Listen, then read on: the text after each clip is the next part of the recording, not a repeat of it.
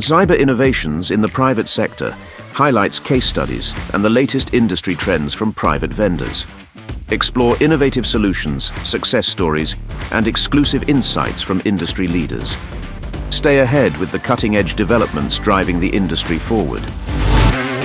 Today on CyberSecTV, we speak with Mihaela Curca, Cybersecurity Project Manager at the Romanian National Cybersecurity Directorate, about how SMEs can turn cybersecurity regulations into practical, everyday actions.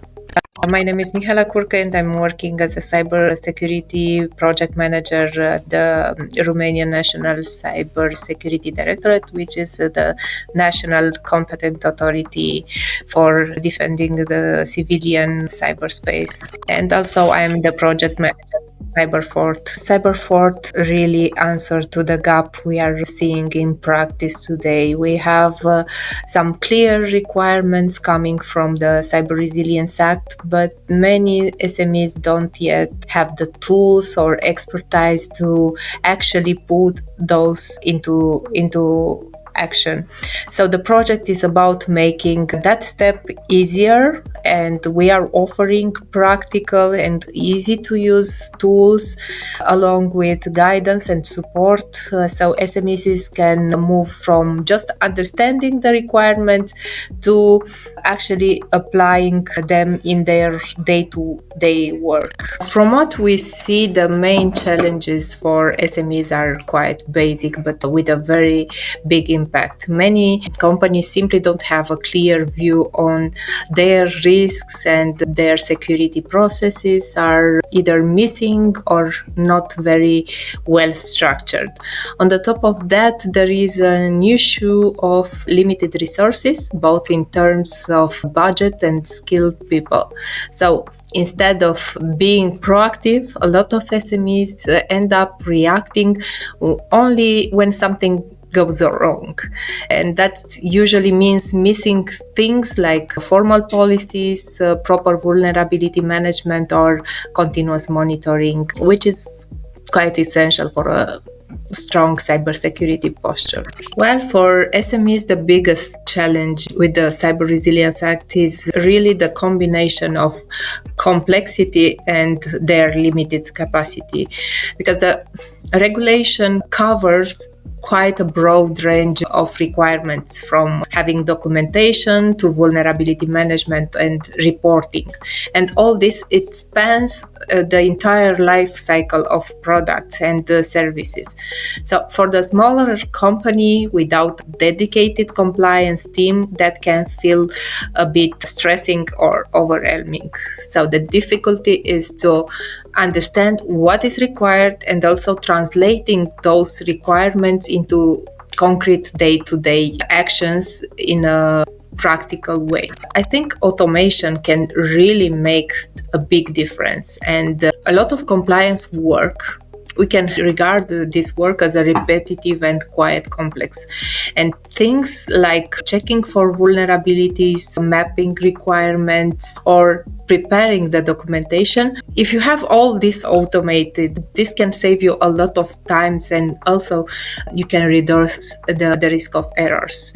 That way, companies can focus less on the paperwork that they have to do and more on actually improving security. If we are talking about fixing issues, strengthening systems, and thinking more strategically in such a way. The accessibility and the centralization of knowledge is absolutely essential, because if you can bring all the relevant tools, guidance, and best practices into one platform, you really lower your barrier for the SMEs.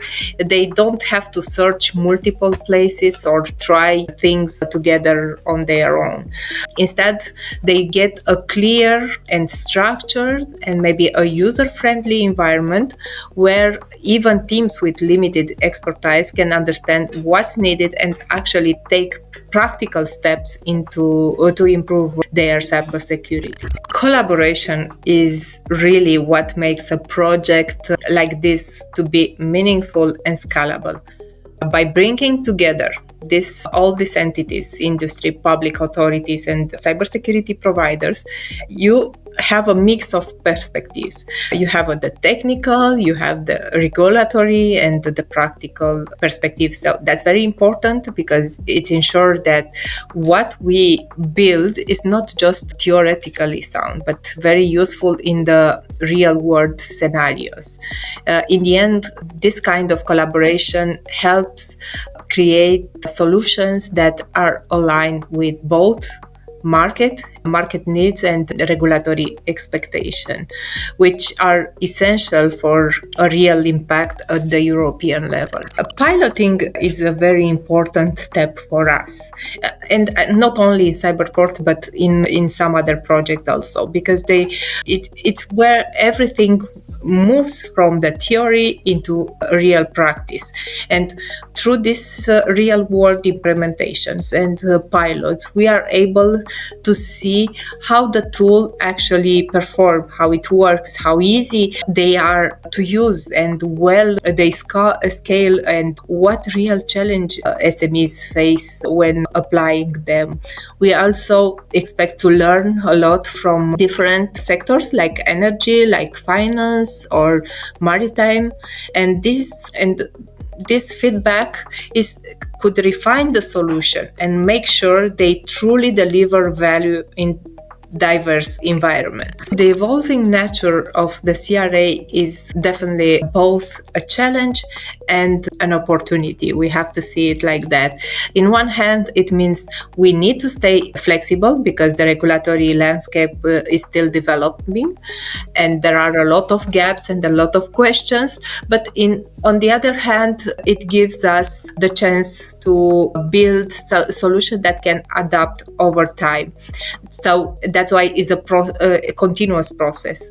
With CyberFort, we design the tools and the frameworks to be flexible so they can evolve alongside the regulation.